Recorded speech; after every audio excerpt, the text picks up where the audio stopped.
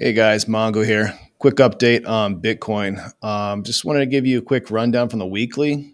Um, yes, we do have a bearish divergence, and we did have it going back in December as well. So I wanted to kind of give a rundown. So previously, if you go back on history, we haven't, once we got above the 618, we never went back and retested or fell below it. So I'm not saying we can't, but just based on history, the 618 is sitting at 48,000. So it's a beautiful retest, in my opinion, before going higher. But if you look at the money flow on the weekly, it's still increasing. So um, we are getting a dip on the VWAP, which is why we're getting a pullback. Well, really, it's kind of resetting itself going sideways. So whether we come down to the zero line or not will dictate whether we get a red dot. So I want you to look at here. So from December 4th until we broke out at about the end of January, you had 56 days of sideways before moving up. Sure, we had some increased volatility there too in terms of a big push to the upside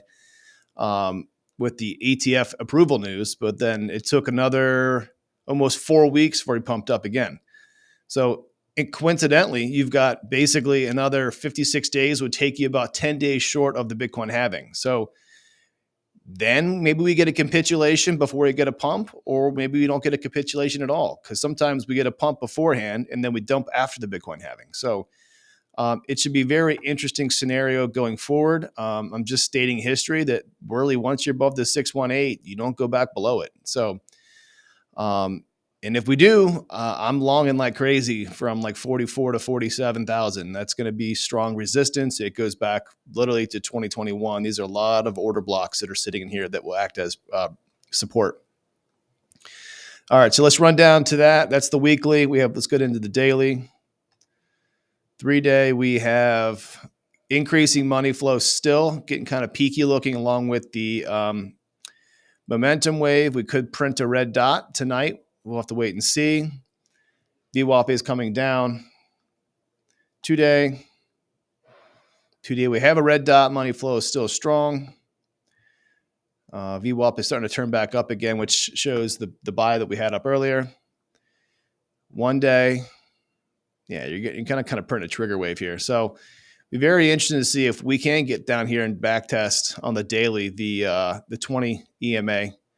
The 200 still way down here at 45. So we have plenty of time to run around.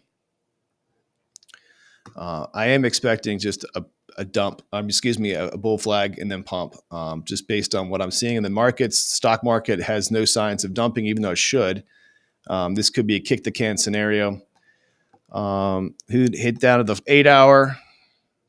Yeah, 8-hour, you could print a trigger wave. So yeah, we're not losing 50,000 yet. Let's do 6-hour. 6 hours got some more room to move down. Looks like it. But trigger wave is the VWAP is trying to come up. Money flow is still holding above the zero line. 4-hour money flow is gone. Slight bear divergence, technically based on momentum and money flow, or momentum and price action, but it's kind of negligible. It's still there. Still on the note. It's on the note. 1 hour. 1 hour. This is actually turning into more of a bullish factor. You could have taken a long off of that. Waiting to see what happens. Another dip down would be another good opportunity. 24 minute. 24 minute, we have mini inverted head and shoulders. So we got a lot of resistance up here to push through. So I'm not sure we're going to do that with Asia on the weekend. And one last topic I want to kind of get into is the election cycle and how that affects U.S. markets moving forward. The last time that Donald Trump won in 2016, the market rocketed. So